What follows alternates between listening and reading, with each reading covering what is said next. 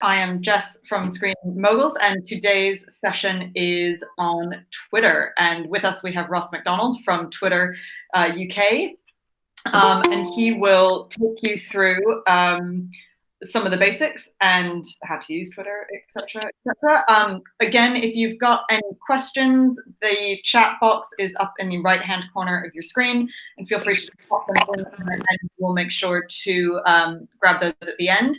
And again, for anyone new who's joined us, just a reminder that this is being recorded. So if you don't want to be recorded, leave the session and we will make sure that you get a copy of the recording. Right. Ross, do you want to introduce yourself and we can get started? Absolutely. Jess, are we doing sort of questions at the end then, or as we go through? I think that's what we did yesterday, and that seemed to work well. I'll kind of gather them at the end and then I'll read them out. Awesome. Okay, cool. Well, thank you for joining, and thank you for having me, first of all. Yeah, a very quick intro to myself and the movies team at Twitter. So I'm the lead for movies and entertainment at Twitter, and I work with senior client manager Michael McAuliffe, and we cover off most of the well, pretty much all the major film studios, and then we also work with the likes of Netflix, Sky, Amazon Prime, those guys. And we basically work across everything from their paid sort of activity through to their organic strategy, through to just whatever Twitter related things they need to do on a weekly basis. Our handles are there. Feel free to give us a follow. Michael is a lot funnier than I am. I mainly tweet about Aston Villa Football Club, so unless you have a particular interest in that, you might want to avoid myself. Some other good general Twitter follows, obviously the main Twitter handle. I'd recommend our UK Twitter marketing handle as a very good place just to see, I guess, some of the best things that we've been doing on Twitter, some of the latest product announcements, and it's just generally a good resource for learning how to do new things and figure out what sort of best practices are and stuff like that. And then on the right hand side, Twitter Art House is, I guess, more of our content studio. So if you ever needed to get involved and work with us with influencers, or if you wanted us to help work with your creative and video strategy and things like that, Art House is a good resource for that as well. And just some sort of general top follows as well, just in case any of you are new to Twitter or perhaps are sort of lapsed users. The We Rate Dogs Twitter account is fantastic and just a great pick-me-up. So if you're ever feeling a bit down, I'd recommend. One of my favorites as well. It's amazing. So I would definitely encourage you to give that a follow. And Chrissy Teigen actually is also incredible on Twitter. J.K. Rowling's very good. Ryan Reynolds is very funny. Luke Capaldi. There's a bunch of brilliant people you can follow, but here are just a few of our favorites at the moment. So we'll sort of get into, I guess, some of the specifics, but I guess it's probably worth just setting the scene a little bit about where Twitter sits within the wider ecosystem, because we are a little bit different to quite a few of the other platforms and products that you guys will work with. And different in a sort of quirky, slightly weird way, that we're not as big as, a Facebook, but we do have sort of this very passionate, in-depth community of fans of different interests. So in this case, film and TV is a huge passion point on Twitter. So is sport, politics, news. We have all these very passionate people coming together to chat and discuss, find out the latest news, and sort of debate about their favorite topics. So when you think about some of the other platforms that we work with, they're very much look at me, which is fine. That's, we all use them. They're very much about what myself as an individual is doing. Whereas Twitter's a bit different, and it's a bit more sort of look at this. It's a bit more sort of look at all these crazy things that are going on in the outside world. So less focused on what I as an individual are doing, and more just focused on the things that are going on in the outside world. So that's breaking news, that's reactions to films when they launch, that kind of thing. And I guess we get asked this quite a lot from all the sort of cinema clients that we work with, which is a sort of how and when should I use Twitter? And actually there's sort of two main reasons why and when you would. First of all, I guess when you want to launch something new, which happens a lot in the business that you guys are in. And secondly, when you want to connect with what's happening. So when there's something like, obviously not this year, but previously something like the Olympics or a World Cup, and you want to associate yourself with that event, that's kind of tends to be when Twitter comes into its own. But I think definitely the launch something new is something that happens a lot, and obviously there's so many films that are launched normally on a weekly basis that's why we do so much work with the studios.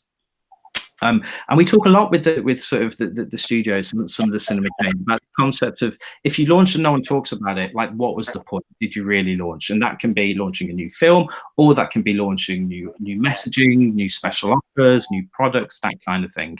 And the reason for that is that you'll see sort of here that Twitter, it kind of drives coverage in news outlets. It's sort of, we punch above our weight, sort of, that if you can get Twitter right, you tend to get this knock-on effect for everything else, just because of the nature of the platform, that it drives news coverage across so many other places.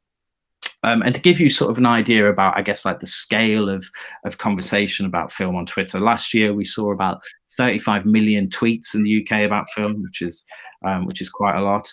And just under 3/4 of UK Twitter users are actually interested in films and cinema, which is above sort of the general online population. So you've got this huge UK inbuilt audience of film fans on Twitter that are looking to be sort of entertained. And it's quite interesting when you actually begin to delve into some of the data. Twitter users tend to be early birds, which is consistent with things that we see across a whole range of industries. But actually, they are people that are going to go to the cinema sort of within that opening week, if not that opening weekend. So we sort of index way above the average for people going to see new films during the week after the opening weekend. And actually, the way people sort of think about that visit journey is quite interesting, in that when we look at the data, people sort of tend to decide to go to the cinema about a week before they actually go. They then spend that week sort of deciding what they want to go and see, which is sort of a great time to be speaking to these people while they're still sort of making their mind up on what they're going to see, what time they're going to see it, which cinema they're going to see it at. But then actually buying tickets is left until very late in the day. So actually a huge amount of people are either buying just before or earlier on in the actual day they go into the cinema, the day before. So you actually have this period of window, you have this window of time on Twitter where you can sort of, it's a really good time to be speaking to these people whilst they're sort of trying to figure out what and when they're going to go and see a film.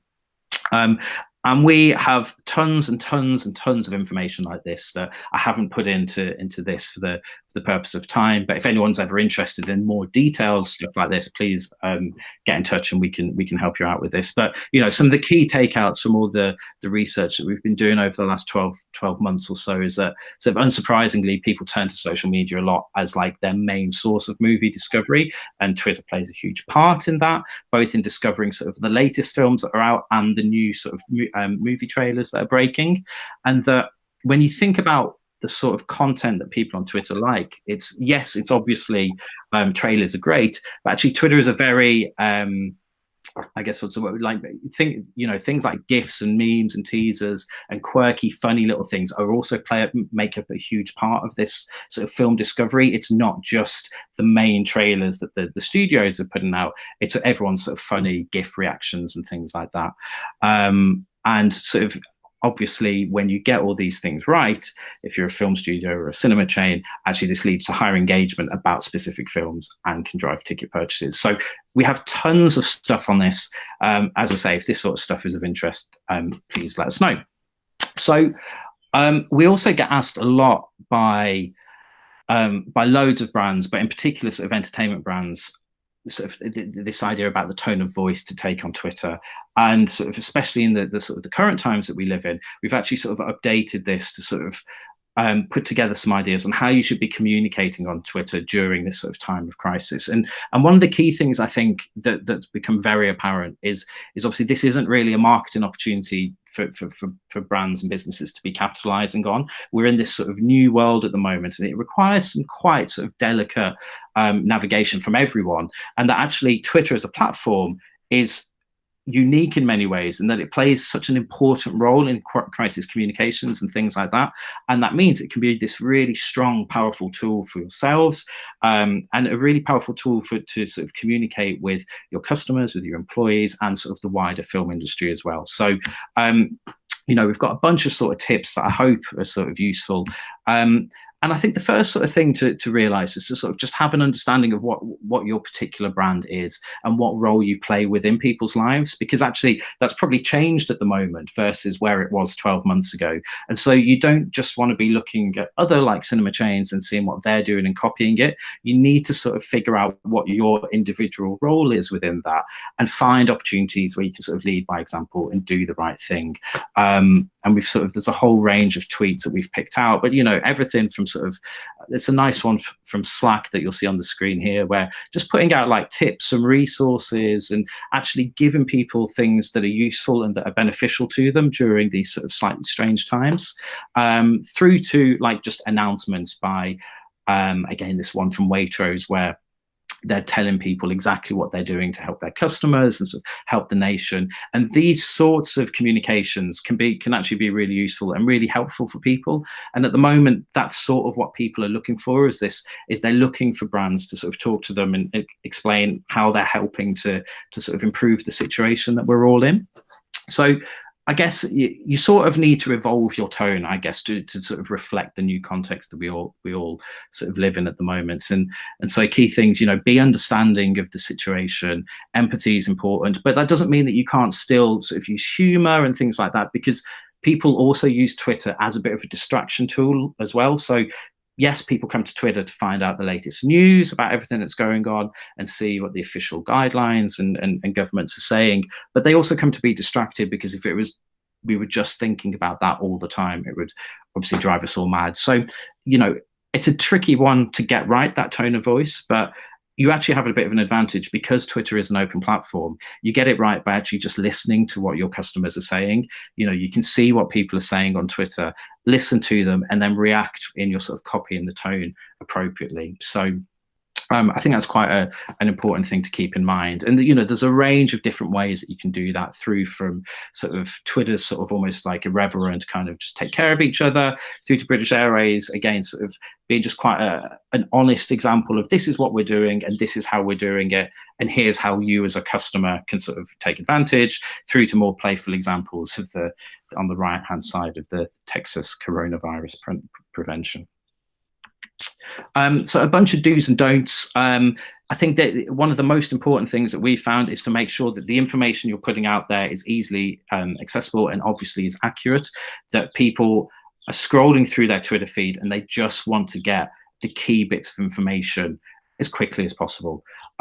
So be very clear in the sort of the policies and the announcements that you put out.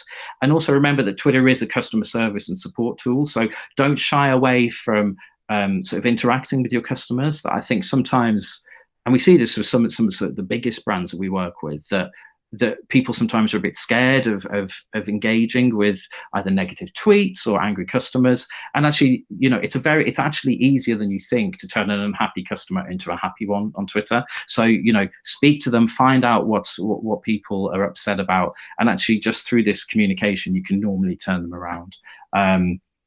And again, we've got, you know, if that kind of stuff is important, we have sort of separate decks and presentations that we can send on like customer specific things. I think the things to like sort of not to do is just to make sure that, you know, don't make sort of grand pledges that perhaps aren't going to pull through in real life. And I think there's a difference between engaging with unhappy customers versus people who are just sort of trolling you. So, you know, if you get the sense that you've got a very, very frustrated customer who actually now has no interest in engaging and is just trying to sort of troll, for want of a better word, then avoid those one-to-one interactions, because, you know, there's no need. And then I guess sort of we'll get to the end of this particular bit, but just an idea on what people are actually looking for right now in the current world. So, you know, give people information that's going to be useful. When are you opening? What sort of measures are you taking you know, when you are open? Tell people the important information that's affecting your particular cinemas and your employees, and actually just make sure that you know, if you do have nice stories, feel good stories, make sure you're telling people about them, because people want to know about them, because it's quite interesting, and it's nice to have some good positive news at the moment. And you can see here sort of some of the ways that people are like listening to the feedback they're getting on Twitter. So, for example, the Little Island one on the right-hand side is quite a good one, where loads of people are tweeting at them. They've actually listened to the feedback. They've implemented sort of a change in how they enable their sort of priority shopping, and then have tweeted that out. Very sort of, they've got all the key information to the tweet. It shows they've listened to their customers, and it's just a very easy way of getting that information across to people.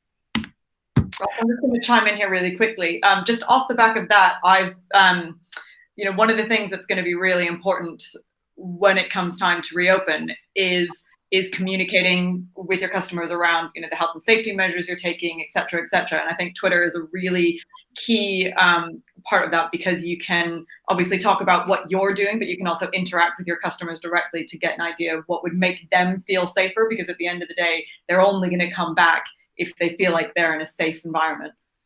Yeah, it's a fantastic point. And I think too that, when you are putting out that information on Twitter, you will get questions on it, and not to shy away from that. That's okay. People aren't trying to catch you out or anything like that. They just want more information. So just sort of have a think about how you would deal with that process, and make sure that, you are replying to people and stuff like that. Because it does help. And I actually haven't got the stats in this presentation, annoyingly, but we've done a lot of research into sort of UK Twitter users and what they're most looking forward to once sort of the lockdown is finally over. And actually going back to the cinema features really highly amongst all in all the sort of research studies that we've done. So I think I can't remember the exact stat, but it was about 50% of UK users that we measured actually said that they will want to go to the cinema within 2 weeks of the lockdown being lifted. So I think the good news is people do want to start doing like normal fun things like going to the cinema, and you just need to make sure that you're clear and concise in how you're putting out that information, so that people are sort of aware of it, and as Jess says, sort of feel safe and supported in returning.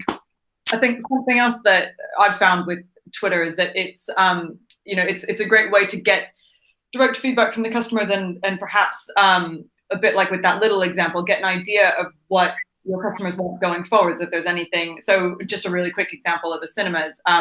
Cineworld have made their trailer reel available, not the trailer reel, but their ident available to customers off the back of some conversations they had with Twitter. They saw that people were asking for it, and so they made it available because they had people that were interested, and people had been playing that before they've been watching movies at home. And again, it's just a really nice little thing. They didn't do that themselves. They got the idea from their fans on Twitter, and it's just a nice way of being able to communicate directly with your customers.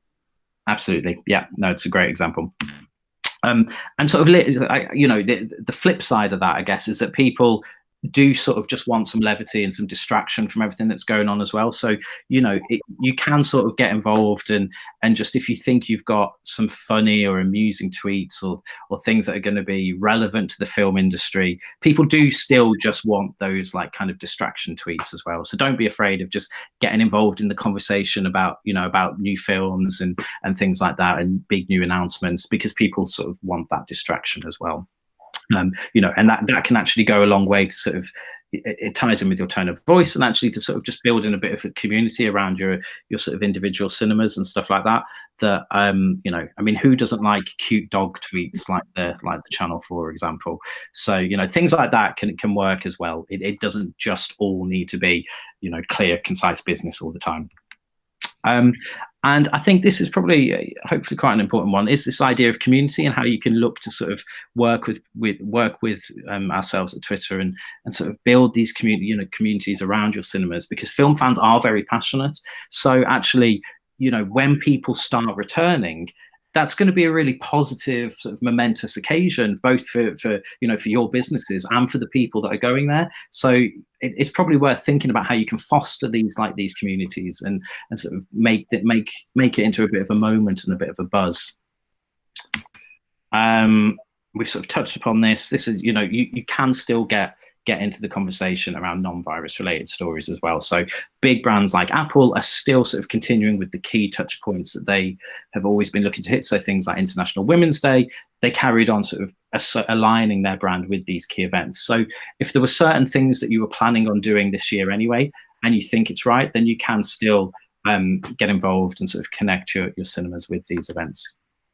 And this is quite an important one, is this concept of make sure that when you're communicating, you're using the full range of options that you have available to you on Twitter. So use images and use videos sort of natively within your tweets. Where possible, avoid trying to take people away from Twitter.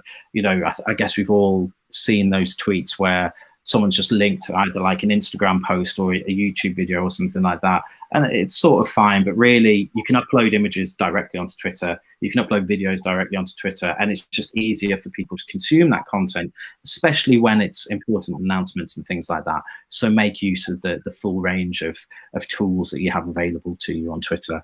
You know, whether there's a nice example here from Sky Sports News, where actually the important information is within the tweet copy. Brighton have given their players a break from training. I realised that was a video that played, and then when you click it, it actually clicks in and loads their site into the Twitter app.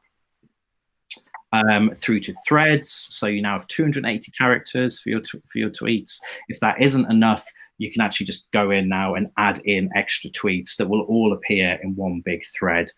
So this is a really good way of, if you have got a bunch of questions, for example, that people have been asking, threads are a really nice way of answering them all, because each tweet can be an individual question with your answer to them, and then users can just scroll through all the tweets within your thread.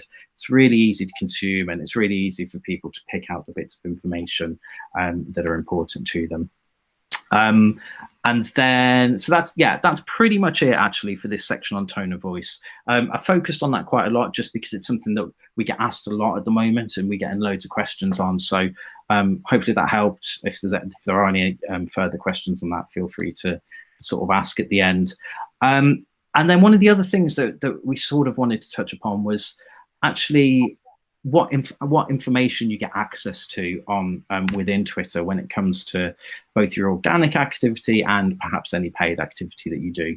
And so when you set yourself up with a sort of Twitter business account, you get access to the ads platform and the ads dashboard, and in there you'll find a whole ream of information about everything that you're putting out from Twitter. So that's through from just sort of basic information on how much you spent and how many people have seen it, through to you can actually get quite niche and really get quite detailed information on how long people have watched certain videos for, the sort of audiences that are engaging with your tweets and that kind of thing. So I haven't put together a whole sort of in-depth section here because they're quite wordy slides, and it goes to quite a lot of detail, which probably isn't relevant for this particular section. But again, we can, if anyone's interested in a real sort of deep dive into this kind of thing, then feel free to reach out. But you can see here that when you go into the dashboard, you can see everything from sort of the reach and frequency through to how many people are clicking into your tweets, how many people have clicked out from the links, how many people have played the videos, how many website conversions you've driven people through to your website. All that information will be there for you. It's quite intuitive, so you can just go in and play around with it yourselves, and you can really begin to get a good sort of analysis on how the things are performing.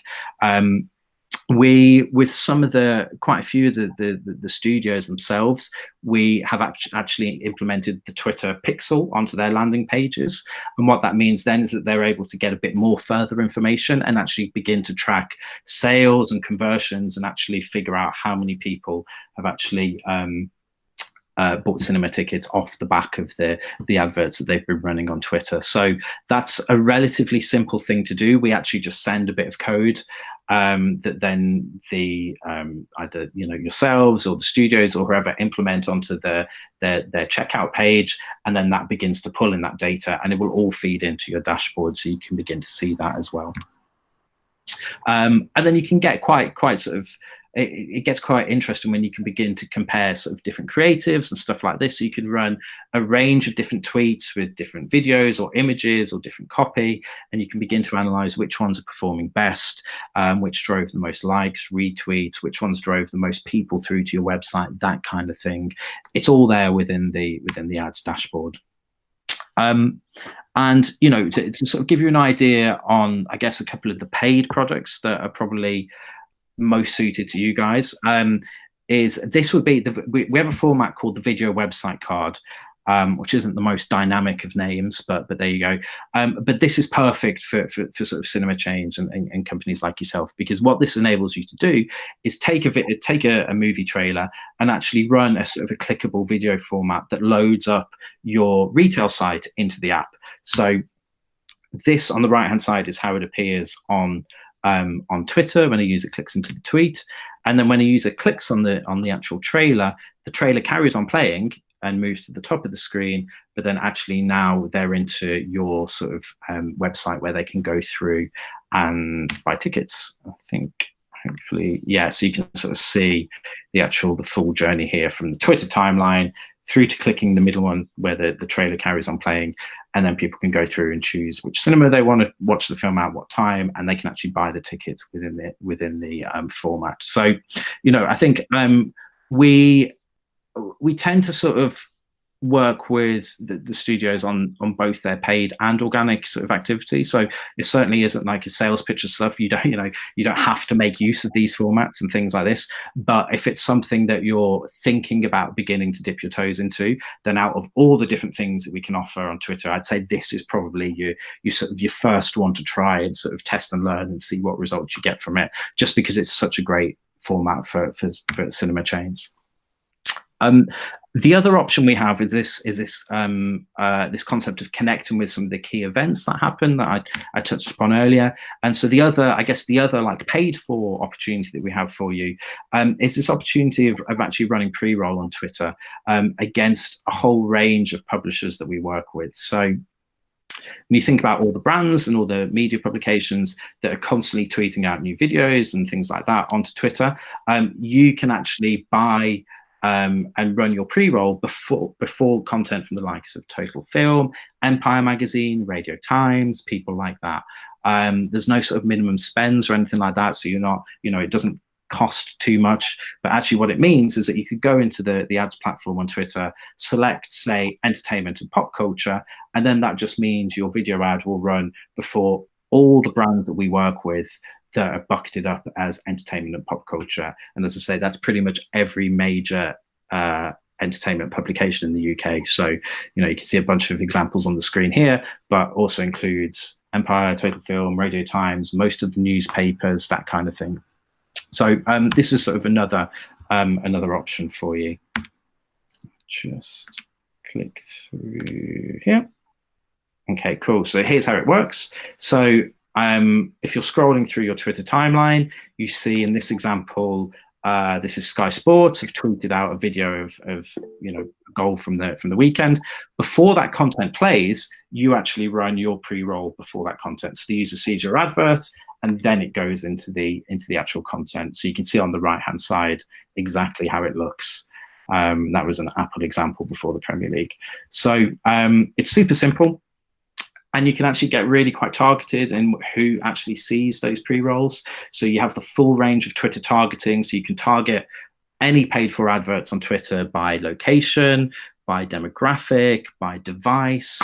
You can go a bit further and actually, if you've got specific keywords or handles or things like that you want to target people against, you can actually get quite in depth. So you can target people who are aged 18 to 35 in Birmingham who we know have an interest in Marvel films. You can get quite sort of quite niche in those audiences that you're targeting. And again, we're always on hand to help out with recommendations for that kind of thing as well. And this is sort of the last little bit, which I sort of put in at the end, but it is just kind of quite an important thing to think about, which is this concept that when new trailers drop, what happens in the first 24 hours, and we've done a lot of research into this, and actually in that first 24 hours, most of the views of a new trailer drop will take place on Twitter. So we get over half of the trailer views versus places like YouTube and Facebook. And we keep that for pretty much, we keep that share through most of the trailer drop day. And then what happens is over the course of a week or so, a platform like YouTube will catch up and then overtake. And that makes sense because once you know a trailer's been released, you probably wouldn't go to Twitter to watch it, you'd probably go to YouTube. But when you don't know a new trailer has been released, Twitter is more of a discovery platform than perhaps some of those, something like YouTube or Facebook. So what this means, and why this is quite interesting for people such as yourselves, is to sort of begin to sort of align what you're doing on Twitter with those first 24 hours when you know there's going to be a big trailer break, because actually so many people are going to be watching that trailer on Twitter within the first 24 hours. It's a great opportunity to be speaking to them, to be putting out your messaging, to be telling them when tickets are available to buy, that kind of thing. So it's just a little sort of quirk about Twitter, but just something to sort of to keep in mind. And going a little bit further, you can actually re-engage people who have either seen your tweets or tweeted yourself within a 30-day window. So if someone a month ago tweeted you and you replied, you can then retarget that specific user with an advert for the film they were talking about later on. So you can get quite sort of intricate in how you do that kind of thing. And that was pretty much it for the stuff I had to sort of run you through on the screen. Jess, is there anything else you sort of particularly wanted me to cover off that I've missed? We've had a couple questions pop up, so we'll address those momentarily. Something that I know people had expressed interest in was learning a little bit more about hashtags and how they work. So if you could cover that really quickly, that would be great. And then I'll just address the other questions. Yeah, sure. So hashtags actually are a lot simpler than perhaps people sometimes think, in that actually the best way to think about hashtags is to keep it very simple. So we recommend only using one hashtag, unless there's a particularly specific reason why you would need more than one. And the best way to think about a hashtag is it's just collecting all the information about that particular topic into one place for people to find. So if the hashtag is Wonder Woman 84, then when you click that hashtag, you're going to get all the tweets from everyone about that particular thing. So it's essentially just a way of collating. Twitter's a huge place with loads of information, millions and millions of tweets every hour. And so hashtags are a good way of actually beginning to get rid of some of the white noise and actually focus on the specific thing. So when it comes to thinking about hashtags, keep it simple, keep them short where possible. Definitely, we would always say try to avoid, tweeting out with multiple different hashtags, because all you're doing then is sort of confusing people because they're not sure what the key bit of that tweet is, and sort of you're also taking people away into different, if you've got two different hashtags, that's two different places, two different parts of conversation that people could be having on Twitter, and really you want to keep it all in one particular place. And so keep it simple, only use one unless there's a really good reason to have more than one. And where possible, it's always worth having a quick search on Twitter for the particular hashtag that you're thinking about using, to make sure that A, I guess it actually is what you think it is, and B, that no one else is sort of already using that one, and that it's, you're not going to drive people off into a completely different conversation about something unrelated to your business. And keep it relevant where possible to the actual messaging that's in the tweet. So we work on this quite a lot with some huge brands who will have a hashtag that's entirely unrelated to the tweet copy and the video that they've put out, and it makes no sense. So just make sure the actual hashtag does link into the actual tweet copy as well, so that people aren't confused as to they're getting mixed messages and things like that. Cool. Well, that I think leads actually kind of into Lorraine's question, which is any tips for increasing Twitter followers for those of us working in community cinemas / niche film groups, etc., and wanting to connect more with local audiences? Yeah, definitely. I think it's a good question. So I think when it comes to those local sort of niche audiences and stuff like that, and local communities, it's always worth having a look on Twitter to see what people in those communities are already saying, and seeing how you can begin to fit into those conversations. Because what you then see sometimes is that actually there might be one or two particularly strong Twitter handles or accounts that have already quite a large following that you can begin to work with and tap into their audiences and stuff like that. So then so then you can begin to tag in accounts in your local community that have a large following. And ideally, if you can get them to sort of either put a tweet out about yourself or retweet one of your tweets, suddenly that's a much easier way to get to grow your following in this sort of micro community that you want it to. And I think secondly is just to make sure, it goes back to one of the points right at the start of this, that is, I guess, to listen to what people are saying. That's one of the big advantages of Twitter, is that you can actually see what people are saying. It's an open platform. So listen to people and see what the key things are within the community that you want to grow your following, and just begin to like get involved in that conversation. The good thing is about sort of, the businesses that you all work in, is that people do actually want to hear from you, and people quite like it when they get tweets from official accounts and stuff like that. So it's not like, we work in an industry or a vertical where it's a bit dry, or people perhaps don't want to sort of engage with these sorts of brands.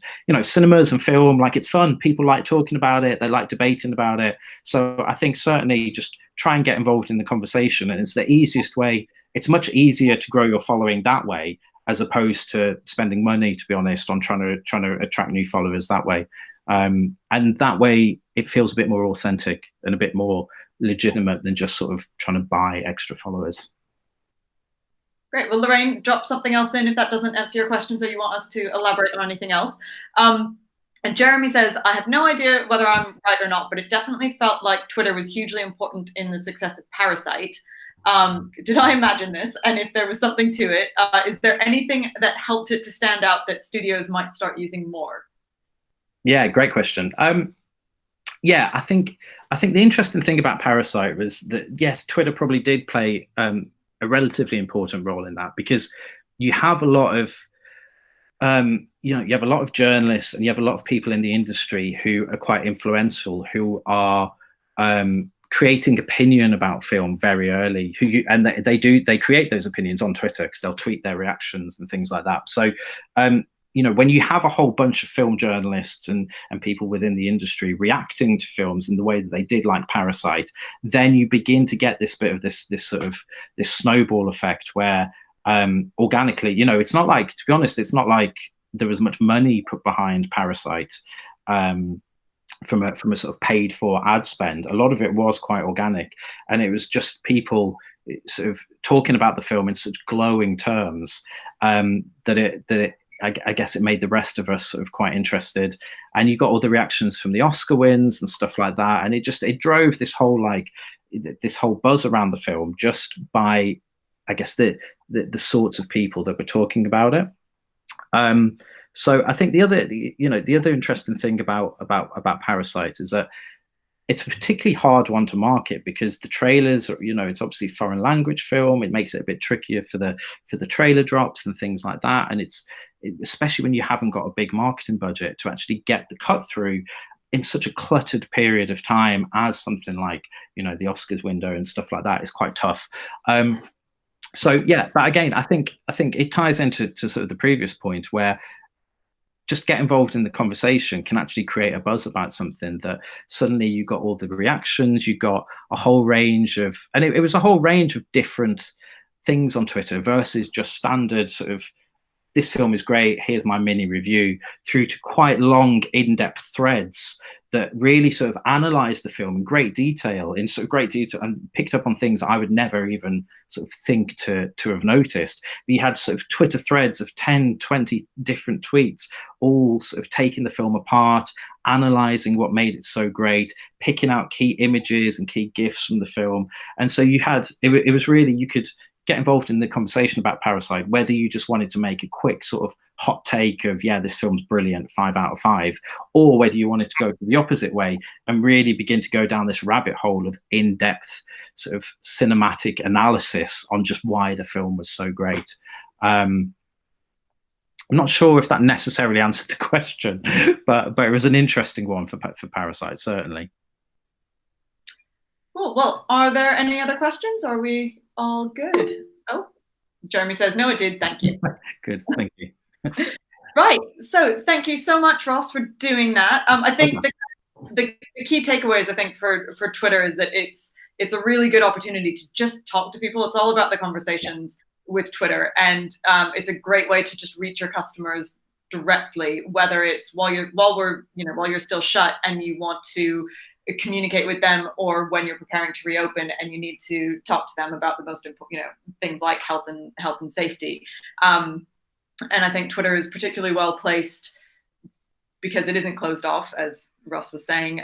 It's an open platform, so you can talk to anyone, as opposed to Facebook, which requires followers, etc. So yeah, I think that's everything.